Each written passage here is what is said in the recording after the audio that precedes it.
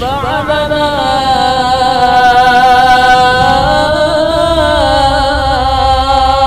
Sekarang kita akan mengkaji tentang al-bid'ah dan khilafiyah. Sahabat-sahabat karena Allah, ikhwan akhwat fillah, al-bid'ah bahasa Arab itu di Quran ada muncul kalimatnya satu, ma kuntu bid'an minar rusul, itu ketemu di Quran. Ya. Tidaklah aku bid'an minar rusul. Apa arti bid'an di situ? Bid'an berarti membuat yang baru-baru dari ajaran para nabi. Berarti ajarannya Nabi Muhammad SAW itu sama dengan ajaran Nabi Adam, bukan ajaran baru. Yang beda itu cuma syariatnya. Bid'ah secara bahasa Arab ternyata satu akar kata dengan kata badia. Allah bernama Badia, Badi'us samawati wal ard. Apa arti badia? Yang mencipta tanpa perlu konsep sebelumnya. Maka dalam istilah orang Arab, jika saya membuat satu produk, produknya sudah ada yang konsep yang lain, lalu saya perbaharui, disebut ibda. Ya. Perbaharui dan beda dengan yang lain, maka disebut ibda. Tapi kalau sama, ya disebut imitasi. Ya. Badi, Allah mencipta tanpa perlu ada kayak ya master plan. Allah nggak perlu, semuanya sudah ada dalam ilmunya. Nah, ini yang disebut badia. Maka badia itu terjemahannya, kalau terjemahan kasarnya boleh disebut maha pembid'ah. Tapi kan nggak ada orang terjemah begitu. Tapi maknanya adalah al-khaliq biduni misalin sabiq. Pencipta yang mencipta tanpa ada contoh sebelumnya. Itu secara bahasa. Lalu kita masuk secara makna. Maka pemaknaan secara bahasa tidak boleh dipakai. Nggak boleh dipakai. Sholat secara bahasa artinya apa? Doa, zikir. Jadi kalau ada orang sebelah sana mengatakan saya sudah sholat, ternyata dia cuma zikir. Kita nggak sebut dia sholat. Wah, jangan-jangan orang ini kebatinan, ya? Maka tidak disebut sholat. Kawan saya ada yang puasa, tapi dia makan. Saya tanya, kamu puasa apa, mas? Aku puasa lisan, dari ngomong yang jorok-jorok, gitu. Itu puasa nggak? Enggak. Itu nggak disebut puasa, karena syarat puasa bagi kita ada rukunnya, ada syaratnya. Nah, ini kebatinan, ya, hati-hati. Bapak saudara makan Allah. Dalam hal ini, maka ulama kita pun berbeda definisi. Ini coba lihat, jangankan ustadz, sahabat aja beda definisi tentang bid'ah. Suatu kali Omar datang kepada khalifah setelah Nabi, gelarnya Khalifatul Rasul, Abu Bakar As-Siddiq radhiyallahu taala anhum ajma'in. Omar mengatakan kepada Abu Bakar, wahai Khalifatul Rasul, wahai Khalifah Rasulullah, para hufaz sudah banyak yang terbunuh, udah ratusan yang mati. Kalau engkau tidak membuat satu keputusan penting, yaitu mengumpulkan bahan-bahan Al-Quran, maka Al-Quran bisa hilang. Maka kumpulkanlah Al-Quran, kata Umar. Umar ini kritis, tapi nggak main hujat. Kritis bukan main. Apa kata Abu Bakar? Hal naf'al ma lam yaf'alhu Rasulullah sallallahu alaihi wasallam. Apakah kita akan buat sesuatu, amalan, perbuatan, keputusan yang Nabi tidak buat? Berarti definisi bid'ahnya Umar beda nggak dengan Abu Bakar? Bagi Abu Bakar, kalau Nabi tidak buat, berarti itu bid'ah. Tapi bagi Umar, jika ini ada maslahat, ada kebaikan di dalamnya lebih banyak dari keburukannya, maka tidak disebut bid'ah. Ini riwayat ada di Sahih Bukhari dan Muslim, bahwa makna bid'ah itu berpindah. Akhirnya kata Abu Bakar, Umar selalu berbicara kepadaku, berbicara terus, mendebat. Dan inilah debat yang ilmiah, debat yang menghasilkan ilmu. Apa kata Abu Bakar? Hatta ara ma ra'a, sehingga aku melihat, memahami apa yang dia pahami. Maka aku menyetujui perkataan Umar. Dan itu lamanya bukan main. Umar mendebat Abu Bakar As-Siddiq. Maka kita mendebat pemerintah itu perlu, mengkritisi penguasa itu perlu, tapi melaknat tidak. Bisa bedain? Seperti Umar mengkritisi mereka, mengkritisi para penguasa di zamannya. Lalu mereka udah sepakat, datanglah Umar, datanglah Abu Bakar kepada Zaid bin Sabit, sahabat termuda yang hafiz Quran. Apa kata Abu Bakar? Ya Zaid bin Sabit, tolong engkau kumpulkan Al-Quran. Kata siapa? Abu Bakar. Begitu juga Umar. Ya betul, hai Zaid, kami sudah sepakat mengajak kamu untuk mengumpulkan Al-Quran. Apa kata Zaid? Sama kalimatnya seperti Abu Bakar mengatakan, hal taf'ala ma lam yaf'alhu Rasulullah sallallahu alaihi wasallam. Apakah kamu buat sesuatu yang Nabi tidak buat? Sama nggak konsepnya? Berarti dalam konsep Zaid, bid'ah itu awalnya apa? Sesuatu yang tidak dibuat Nabi sallallahu alaihi wasallam. Ternyata dijelaskan oleh Umar, seperti Umar menjelaskan ke Abu Bakar. Apa kata Zaid? Sehingga aku memahami apa yang dipahami Umar. Lalu Abu Bakar mengatakan, "Hai Zaid, kamu adalah pemuda yang paling hafal Quran, yang paling kuat hafalannya, paling bagus pekerjaannya. Jika bukan engkau siapa lagi?" Apa kata Zaid? "Lau amartani binaqli jabalin ila jabalin la fa'altuhu." Kalau engkau perintahkan aku memindahkan gunung terlihat nggak? Ya, kalau hafalan Quran gimana? Terlihat nggak? Bisa nggak kita ngelihat ini orang hafal Quran? Kalau kulhu kayaknya hafal semua nih ya. Tapi kalau yang lain nggak pasti hafal, nggak mesti hafal ya. Lalu gimana?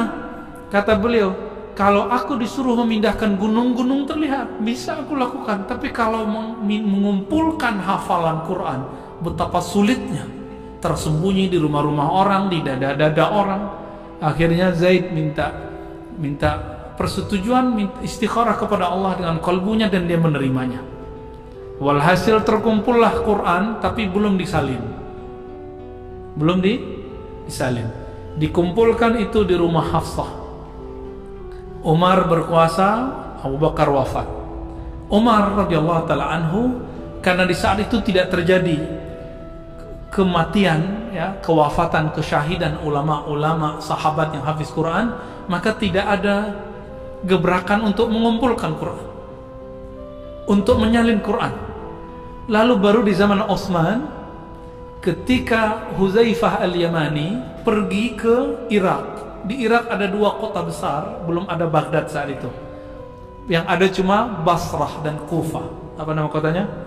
Basrah dan Kufah. Di Basrah ada sahabat Nabi bernama Abu Musa al-Ash'ari. Sedangkan di Kufah ada sahabat Nabi bernama Abdullah bin Mas'ud. Masing-masing orang ini punya bacaan Quran dan punya murid ribuan orang. Suatu kali Huzaifah lagi sholat di masjid yang ada di antara Kufah dan di Basrah. Di masjid bagian ujung orang baca Qurannya beda dikit dengan orang yang di ujung sini. Huzaifah bingung, loh kok ada dua bacaan Quran? Maka ditanya, dikumpulkan dua orang itu, ditanya, "Hai fulan, kamu baca Quran, siapa gurumu?" Yang satu bilang, "Guru saya Abu Musa al-Ash'ari." Yang satu lagi mengatakan, "Guruku Abdullah bin Mas'ud." Maka sahabat Nabi Huzaifah ini mendatangi Abu Musa al-Ash'ari dan Ibnu Mas'ud dan mengatakan, "Perkara kalian ini akan saya bawa ke pusat, ke Madinah." Dibawa ke pusat. Sampai di Madinah, apa kata Huzaifah? "Oh, ini bisa kacau. Kalau kita meninggal, Huzaifah meninggal, Utsman meninggal, Ibnu Mas'ud meninggal, Abu Musa al-Ash'ari meninggal, apa yang terjadi? Quran bisa berantakan." Maka Huzaifah mengusulkan, "Ayo buat Quran standar." Dikumpulkan Quran standar, dikumpulkan. Dibuatlah tim yang dulu mengumpulkan Quran, siapa? Zaid. Maka disalinlah Quran sebanyak 6 eksemplar, dikirim kemana-mana, dan salah satunya sekarang tersimpan di Uzbekistan, di kota Tashkent. Alhamdulillah saya pernah ke sana dan saya melihat sendiri Quran itu beberapa abad sebelumnya di masa Timur Leng itu dikopi jadi 5, disalin. Dulu kan belum ada mesin fotokopi, disalin jadi 5 eksemplar, dan itu ada tersimpan di Uzbek, kampungnya Imam Bukhari dan imam-imam yang lainnya, Imam Darimi ya, dan imam-imam yang lain, Imam Qaffal. Sahabat dimulakan Allah, coba lihat, ternyata salah satu produk bid'ah itu hari ini bernama mushaf. Antum punya mushaf nggak? Ya, sekarang mushafnya lah masuk ke handphone. Jika bukanlah Umar, si bapak pembid'ah, melakukan ini, Zaid bin Sabit menyetujuinya, Abu Bakar meridhoinya, maka kita hari ini akan kebingungan. Yang bisa sholat cuma yang hafiz Quran. Maka Umar, Abul Bid'ah, Umar itu bapak pembid'ah. Ketika membuat inovasi lain, apa inovasinya? Tahu inovasinya Umar? Membuat tarawih berjamaah. Apa kata Umar? Ni'matul bid'atu hazihi. Senikmat-nikmat bid'ah itu ini. Seandainya semua bid'ah itu dolalah, tentulah Umar awwalu man dhalla. Umar adalah orang pertama yang sesat dalam bab bid'ah. Ada yang berani bilang Umar sesat? Yang berani itu udah masuk ke Rafidhah ya, Syiah yang tercela. Kenapa? Karena mereka mencela para sahabat Nabi. Syiah Rafidhah. Besok pagi kita bahas ya. Apa hari Jumat? Apa hari Ahad? Hari Sabtu ya. Sabtu Pak Ahad ya, terserah antum deh ya.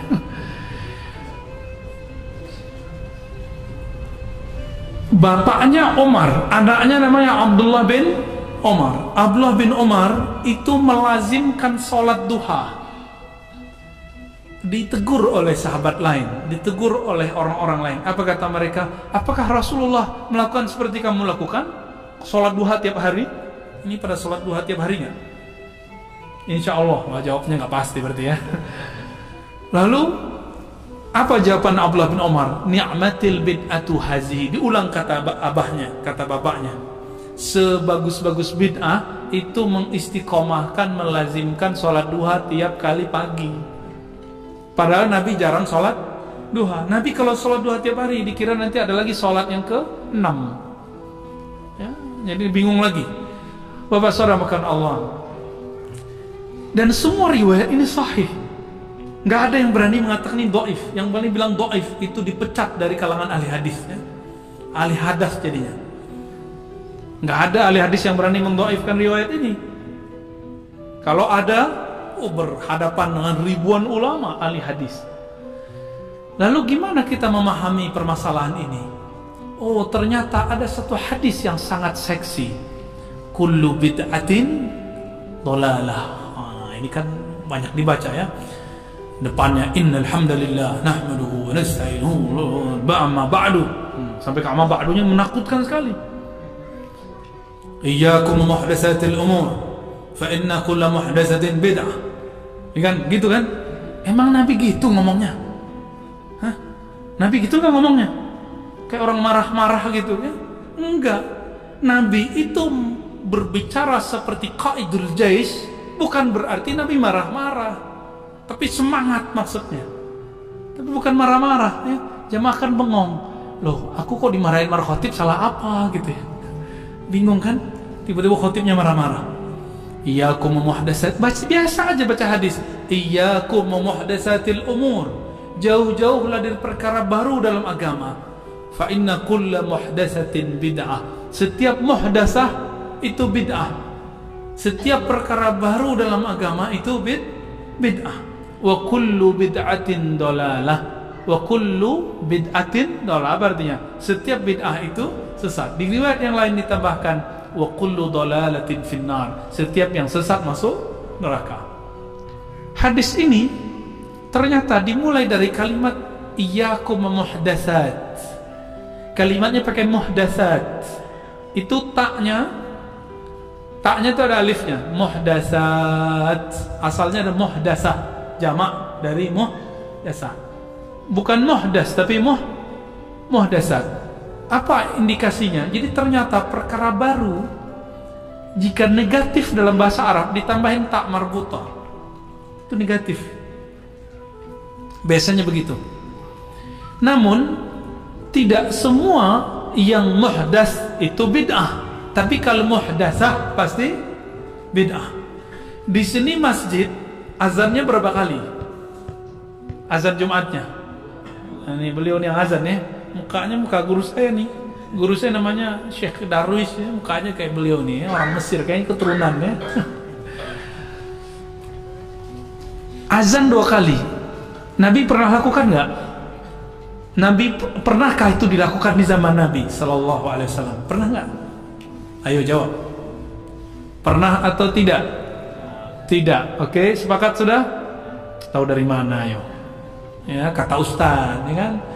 Tahunya dari Sahih Bukhari. Di Sahih Bukhari bab mengenai azan disebutkan azan Jumat. Bahwa di masa Rasulullah azan cuma sekali. Ketika di zaman Utsman radhiyallahu taala anhu terjadi pelebaran Islam, kemudian orang tambah ramai, di pasar juga tambah ramai. Akhirnya supaya orang punya prepare, isti'dad, persiapan, maka Utsman buat bid'ah. Apa bid'ahnya? Azan dulu. Bedanya kalau sekarang kan orang sudah masuk dulu baru azan pertama, baru azan kedua. Kalau masa Utsman tidak, 1 jam atau setengah jam sebelum masuk waktu, sehingga orang ya datang. Kalau kita kan cukup sudah setal murotal selesai ya. Berarti udah siap-siap tuh. Maka kita pertahankan 2 azan itu karena ingin melestarikan bid'ahnya Utsman. Pak ahli bid'ah. Ini beliau ini ahli bid'ah ini. 2 kali azan soalnya. Kira-kira gimana? Oh, tiba-tiba ada yang nyeletuk. Jika ada sahabat buat, Nabi buat, maka dahulukan Nabi. Gak pula ikut sahabat. Nah, ini orang suul adab sama sahabat. Ini biji-biji syiahnya ada ya. Dia gak sadar kalau dia punya kecenderungan untuk merendahkan sahabat Nabi. Utsman ketika buat azan itu 2 kali, itu tidak disebut bid'ah. Kenapa? Di situ ada maslahat.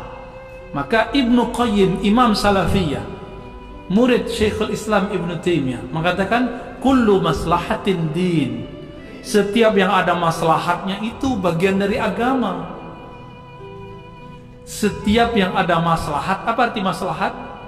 Manfaat kebaikan, itu agama. Jadi jika kita lihat maslahatnya lebih banyak, oh itu masuk agama. Meskipun tidak ada zaman Nabi Sallallahu Alaihi Wasallam. Jadi Abu Bakar pembid'ah, Umar pembid'ah, Utsman juga bid'ah. Utsman ada 2 tadi ya, Quran dibuat, terus azan. Apalagi bid'ah Utsman memugar masjid, itu dibentak juga oleh sahabat yang lain. Ente buat satu yang enggak dibuat Nabi. Kata Utsman, kamu kan enggak ngerti, ini masjid sudah sesak.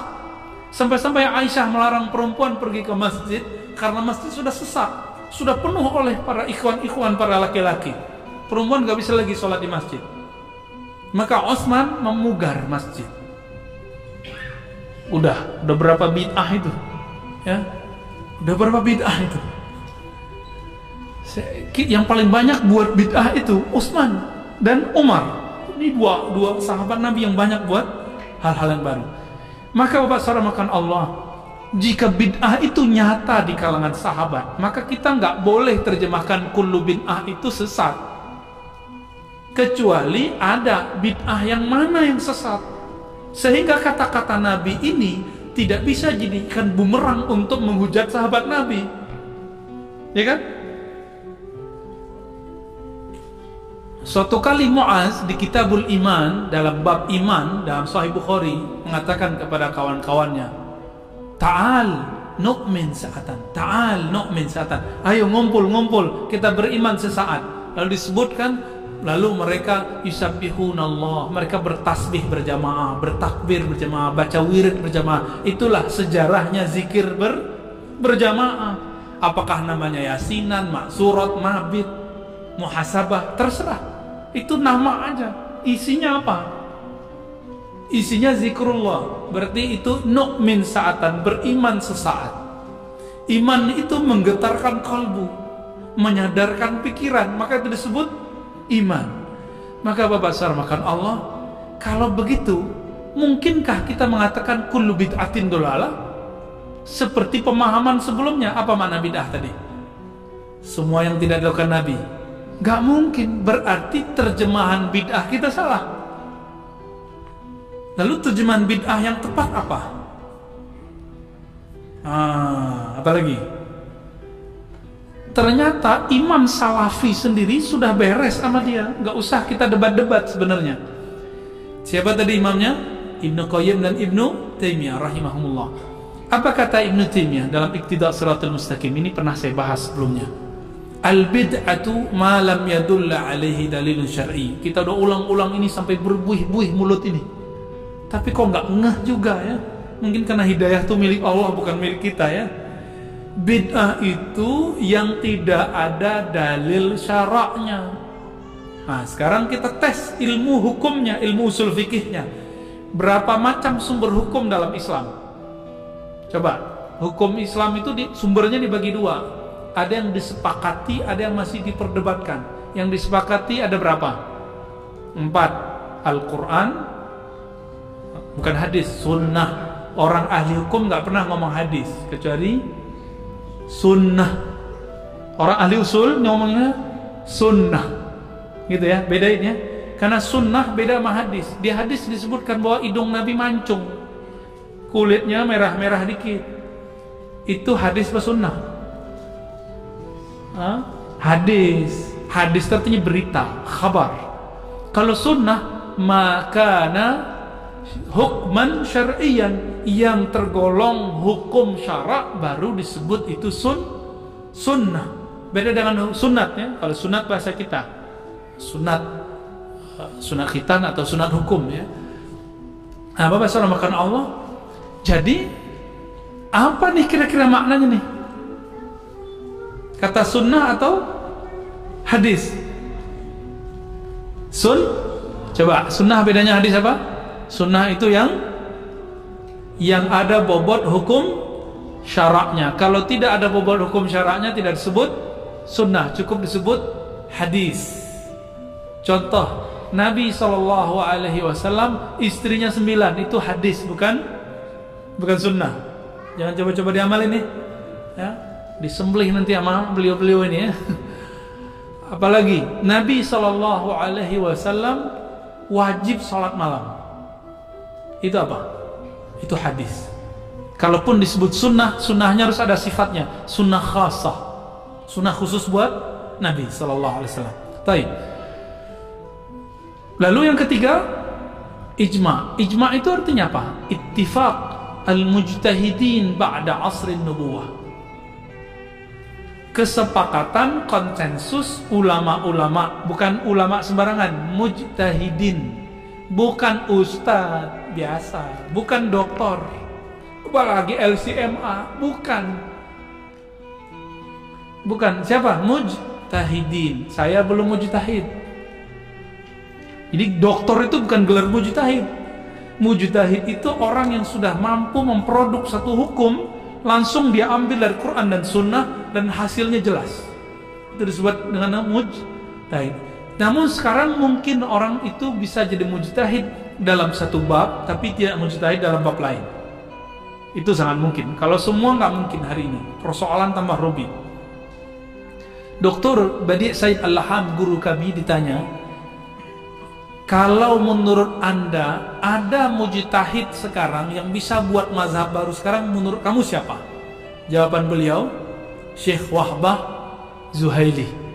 Pernah dengar nggak? Nah, nanti cari sendiri di Google ya. Sekarang kan gurunya antum kan Google.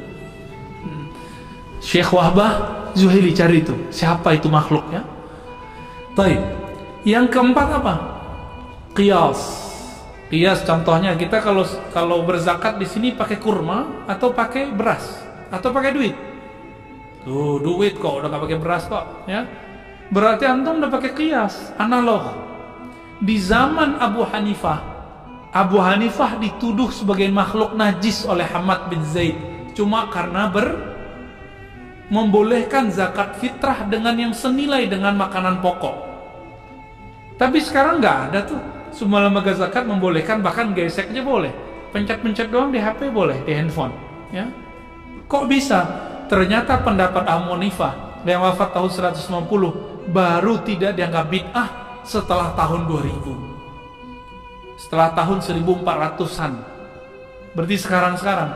Artinya selama lebih dari 13 abad pendapat beliau dianggap bid'ah. Jadi jangan-jangan kita ini loadingnya kelamaan.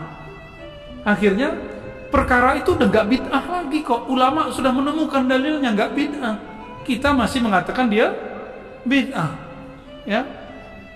Jadi saya curiga nih, orang yang suka bid'ahkan itu dia nggak tahu dalil aja, loadingnya belum selesai. Ya, jadi kalau kita bilang, oh ini orang lagi loading gitu aja ya. Kalau di zaman kita punya apa dulu, Pentium 1, ini Pentium 1 kayaknya dia ya. Komputernya masih Pentium 1. Baik. Lalu ada yang diperdebatkan, sebagian ulama mujtahid make, sebagian tidak. Contohnya maslahat, Imam Malik make. Apalagi uruf, tradisi, kaul atau amal ahli Madinah, Imam Malik pakai, amal orang Madinah. Apalagi ada namanya istishab, ada namanya qaulus sahabi, macam-macam ya. Itu diperdebatkan oleh para ulama.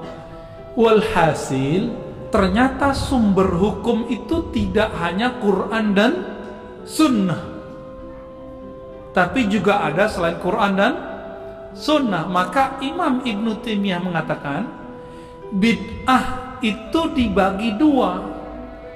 Ibnu Taimiyah nih yang bagi. Tapi pengikutnya sekarang bilang apa? Bid'ah itu semuanya sesat. Ibnu Taimiyah bagi. Apa kata Ibnu Taimiyah? Ada bid'ah namanya syar'iyyah, bid'ah menurut syara'. Contohnya sholat subuh jadi 3 rakaat tuh ya. Saking rajinnya sholat subuh. Atau nanti punya sholat birrul walidain, sholat ini, sholat itu kan diperdebatkan, ada yang bid'ah kan tidak. Segala macam ini yang tidak ada dalilnya menurut Ibnu Taimiyah disebut bid'ah. Tapi beliau kemudian mengatakan apa? Ada bid'ah kedua namanya bid'ah lughawiyah, bid'ah secara bahasa. Sama kayak sholat secara bahasa tadi artinya apa? Zikir atau doa. Tapi sholat secara istilah artinya yang dimulai dengan takbir ditutup dengan salam. Jadi bid'ah secara bahasa yang Nabi tidak buat. Berarti bid'ah secara istilah apa? Yang tidak ada dalilnya, baik dalil yang disepakati yang 4 tadi atau dalil yang diperdebatkan. Di mana munculnya khilafiyah? Kan judulnya itu. Kalau dalilnya 4 ini tidak ada khilafiyah, nggak boleh ada. Kalaupun ada, maka itu orang pasti jahil. Pasti dia nggak ngerti. Jadi kalau Quran, Sunnah, Ijma', Qiyas masih ada yang khilaf di situ, berarti dia kurang update ilmunya. Paham?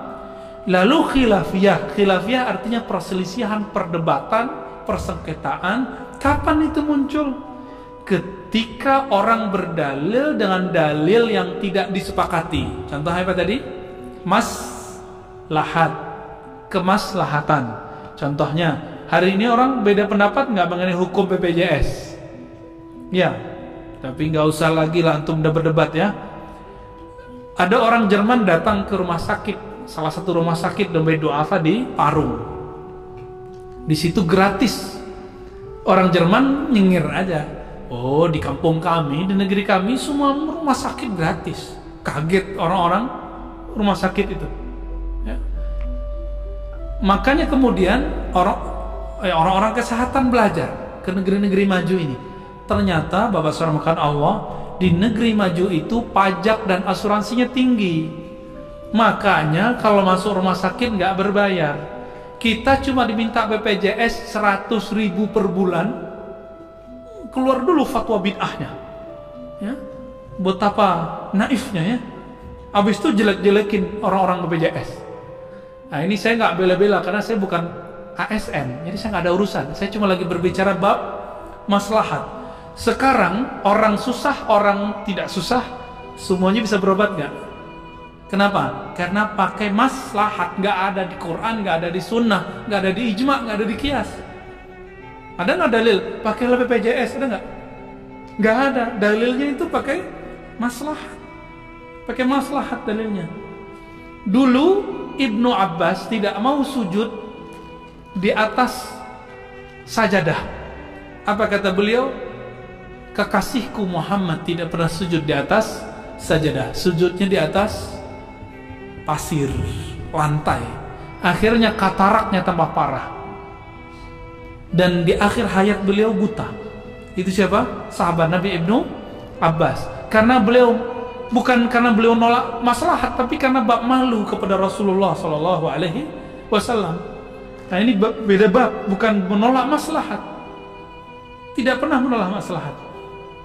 Oleh karena itu, semua maslahat itu adalah agama. Ya, oke. Jadi wajar kalau ada orang yang menghalalkan BPJS dan mengharamkan BPJS. Contoh yang kedua, ini bukan masalah liberal nggak liberal. Ini masalah faham tidak faham. Bank hukumnya apa? Gimana hukum bank? Bukan bank jual bakso, bukan ya? Apa hukumnya? Ada yang ini beda pendapat nih ulama Riau nih ya. Boleh, tak boleh.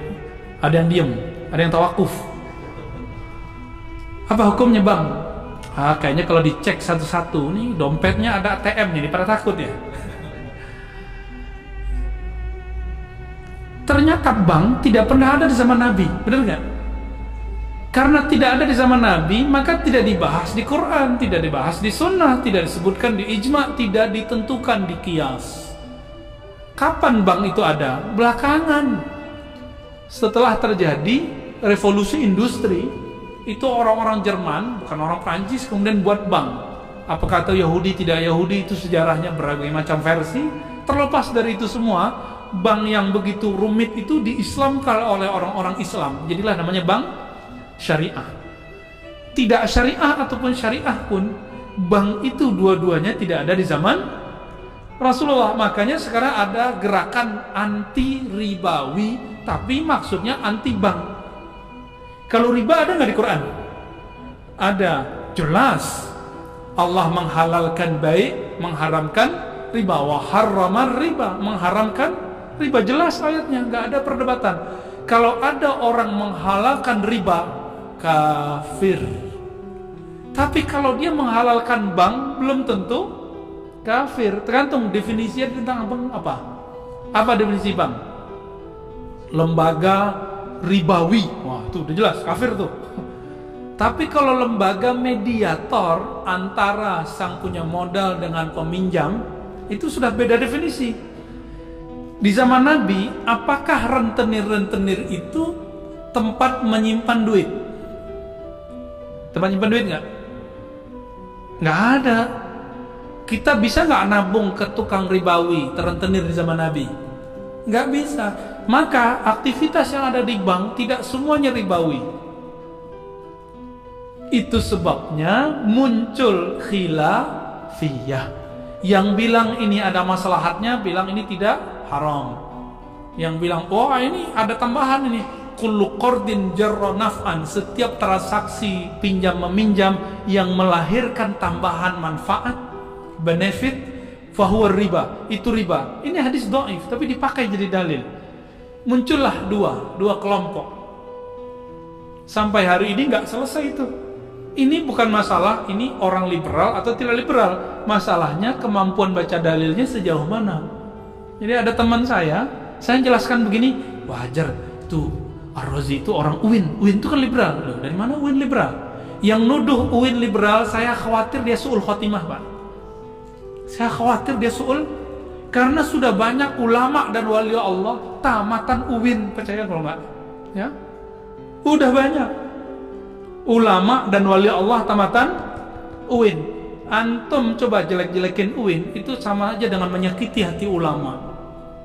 Kalau kita nggak sepakat sama seorang dosen itu liberal, ya itu urusan dia, bukan urusan institusi. Syukurnya saya tahun ini sudah pindah tugas dari UIN ke kampus Al-Quran, Institut Ilmu Al-Quran. Jadi antum tuduh pun saya nggak marah. Ya, cuma saya kan tamatan situ. Ini nggak ada kaitannya sama antara bid'ah dan liberal dengan tidak liberal. Ini masalahnya kamu paham atau tidak gitu. Nah itu masalahnya ya. Baik. Jadi kapan mulai muncul khilafiyah? Ketika orang berdalil dengan sesuatu yang diperdebatkan. Tadi apa aja yang diperdebatkan? Maslahat, uruf contoh. Orang Melayu kalau terjadi ada orang wafat, nah, ini wafat nih, biasanya apa yang dilakukan selama 7 hari? Yasinan, oke. Benar, tahlilan. Itu masuk kemana? Ada nggak di Quran? Bacalah Yasin kalau ada orang meninggal, enggak ada kan? Ada di hadis, tapi hadis itu dhaif. Namun disahihkan 2 imam, kita sudah bahas dulu ya, di sini juga saya bahasnya. Terlepas dari itu semua, ada tradisi baca Yasin selama sekian hari. Itu masuk kemana? Dia masuk ke amal para ulama, sahabat dan tabi'in, lalu ditambah dengan uruf.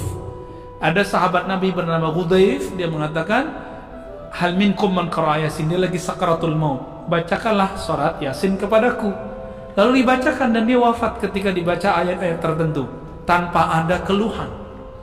Maka Imam Ahmad menyebutkan ketika dibacakan Yasin kepada orang mati khufifan. Nah, kita sudah sebutkan ini di beberapa tempat. Lalu dibuatlah tradisi baca Yasin 7 hari. Mengambil hadis Imam Ahmad tadi, Imam Abu Dawud, imam-imam yang lain, ditradisikan, disebutlah dia uruf atau tradisi. Tradisi itu dia ada kaedahnya. Kalau melanggar sunnah, melanggar Quran, maka disebut tradisi fasid, urfun fasidun, uruf yang rusak. Jika dia sesuai dengan sunnah, sesuai dengan Quran, tidak disebut dengan fasid.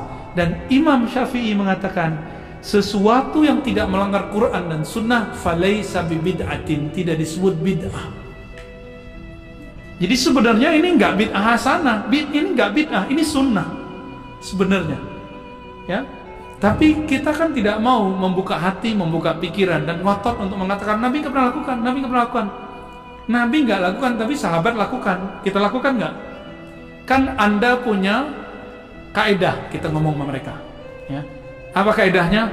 Lau kana khairan lasabaquna. Kalau itu baik tentulah mereka lebih dahulu. Ini ada sahabat yang mengamalkannya. Katanya kalau ada sahabat tabi'in yang mengamalkan, kita amalkan. Kita pulangkan. Jadi ternyata kaidah-kaidah yang dibuat-buat pun itu jadi dalil buat kita, bukan dalil buat mereka. Bapak Allah ikhwan akhwat fillah. Berdasarkan ini, maka semua yang khilafiyah itu tidak boleh disebut bid'ah secara mutlak.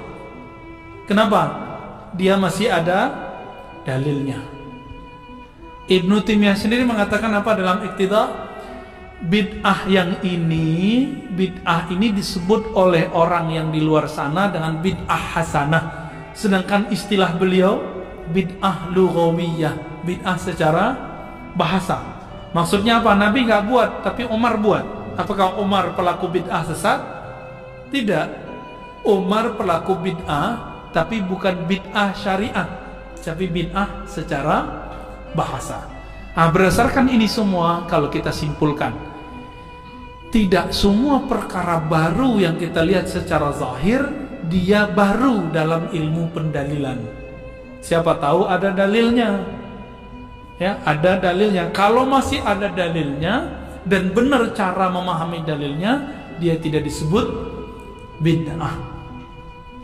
Kira-kira seperti itu ya. Dulu jangankan ini, ngaji pakai mimbar ala orang-orang gereja itu dianggap bid'ah. Disebut podium ya. Tapi lama-lama hari ini kayaknya kalau masjid gak punya mimbar begitu gak keren. Berubah makna bid'ah tergantung pemahaman maslahat. Jadi ada bid'ah yang qat'i, bid'ah yang pasti melanggar hal-hal yang qat'i. Tapi jika bid'ah itu untuk perkara yang khilafiyah yang masih diperdebatkan, jangan-jangan itu belum tentu bid'ah ya. Jangan ulang sejarah Hamad bin Zaid mengatakan Abu Hanifah najis, Abu Hanifah syubhat. Jangan ulang sejarah itu. Siapa tahu itu tidak syubhat, tidak najis. Itu ya. Cukup kan? Oke, kita cukupkan. Kalau ada pertanyaan, tafadhal.